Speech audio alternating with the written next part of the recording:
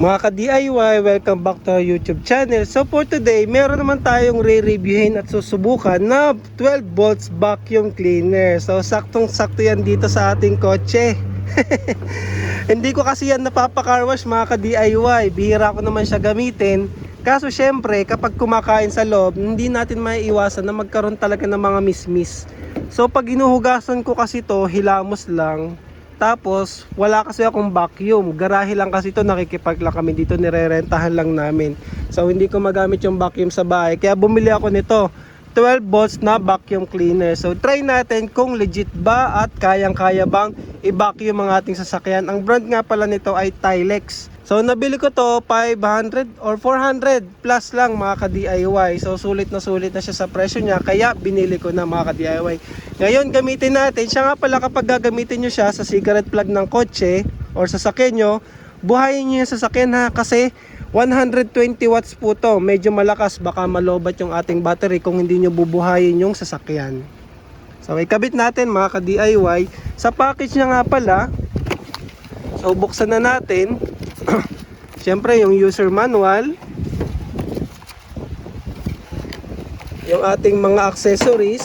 So may hose siya, pwede nyong extend, iba-ibang adapter, depende kung anong lilinisin nyo. Ito meron yung may brush pa, pwedeng walisin mo ng konti-konti. 5 yung accessories na yan mga ka-DIY. And then ito pa, bilog lang. Ito yung kakabitan ng hose kung i-extend nyo mga ka-DIY. At syempre, meron pa ba? Yung mismong vacuum cleaner. Meron pa. Ayun, may isa pa. Ito yung medyo medium, yung haba mga ka-DIY. Ito yung medium. So, ayan. So, 1, 2, 3, 4, 5. 5 accessories. And then, ito yung ating vacuum cleaner mismo. So, ayan. Ito yung ating vacuum cleaner. So, ang cute niya, no? Meron na ring filter yan sa loob. So, try natin mga ka-DIY. So, ayan mga ka-DIY, nasaksak ko na siya dun sa may cigarette plug. Ito na, try natin i-on. So, ayan, naririnig nyo, gumagana naman. Try natin linisin yan, no? Mga buhangin pa yan nung nag-beach pa.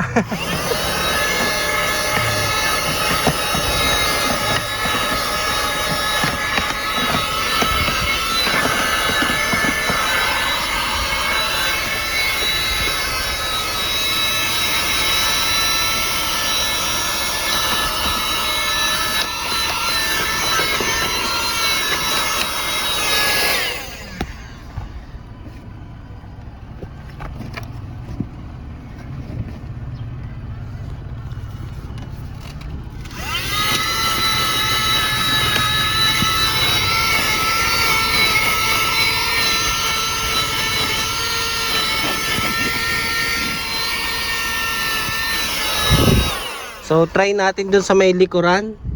Dito kasi konti lang mas madumi dito sa likod sa passenger.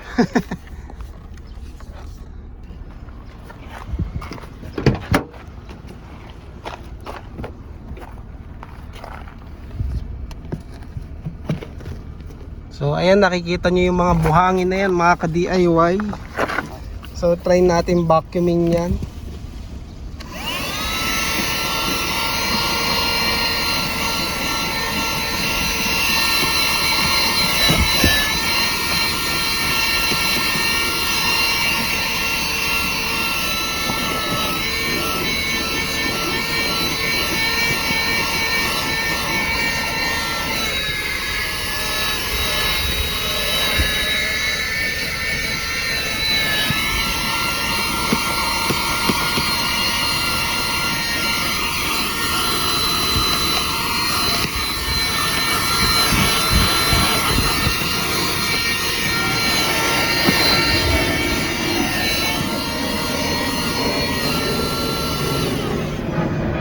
Okay din naman, no, kahit papano nakakahigop siya. Ayan, no, ang dami na kaagad ng lupa. Kita nyo ba? So ayan, lupa yan mga ka-DIY. So meron na kaagad siyang nakolekta. Madami-dami na rin kaagad. Ayan, no. So ayos din, no. Try ko buksan mga ka-DIY para makita nyo yung lupa-lupa. So ito. So ayan oh. So ayan, nakakahigop talaga siya. So mga buhangin yan kasi nga nag-beach kami. Ngayon palitan ko to ng ano, yung brush kasi maganda kung nawawalisan siya. Tapos ito yung filter niya mga ka-DIY. So ipagpag lang natin. And then ikabit lang ulit. Ganun lang siya kadali. Mura na to 400. Ay, mali ata ako ng kabit.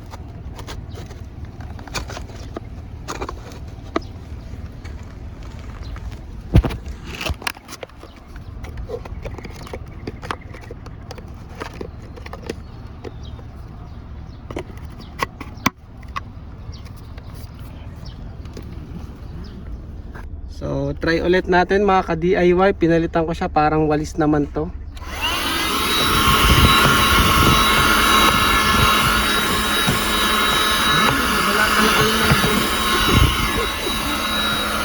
Effective naman siya.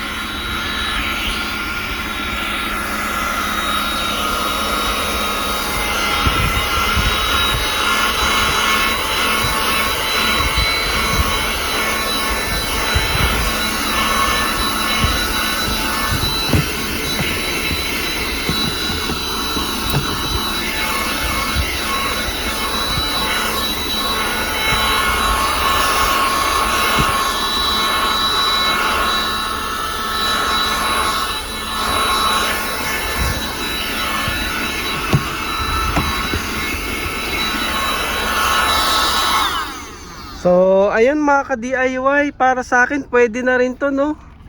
Para kahit sa bahay, pwede kayong mag-vacuum ng sasakyan. Mura lang naman, 400 pesos. Nakatipid ako ng car wash mga ka-DIY. So, hindi na kailangang vacuumin, ako na lang. Libangan na lang natin yan. So, sulit na to. Kasi okay naman, nakakahigop siya. Tingin ko legit naman siya mga ka-DIY.